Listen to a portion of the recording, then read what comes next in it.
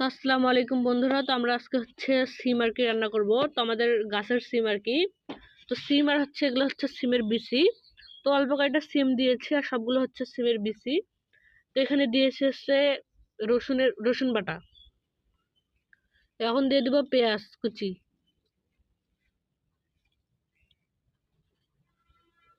তো আমরা সিম হচ্ছে হাতে মাখিয়ে রান্না করব।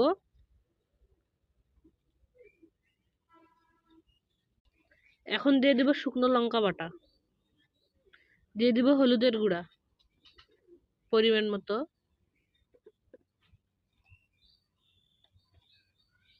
দিয়ে দিব লবণ,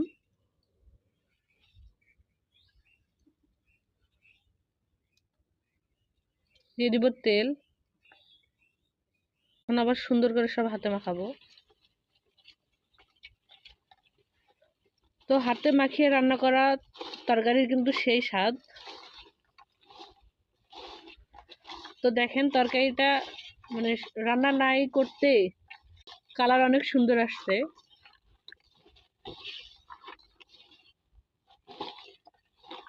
তো দেখেন এগুলো হচ্ছে সবগুলো হচ্ছে সিমের বিচি। তো বিচি খেতে কার কার ভালো লাগে সবাই অবশ্যই কমেন্টসে জানাবেন। আবার আমার অনেক পছন্দ সিমের বিচি।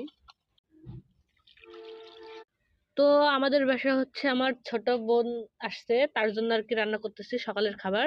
এগুলো হচ্ছে মাছ। তো এখন মাছ মেখে নিব ভাজি করার জন্য, রান্না করবো আর কি। শুকনো মরিচ বাটা দিলাম, দিয়ে দিব হলুদের গুঁড়া, দিয়ে দিব লবণ। এখন সব সুন্দর করে হাতে মাখাবো।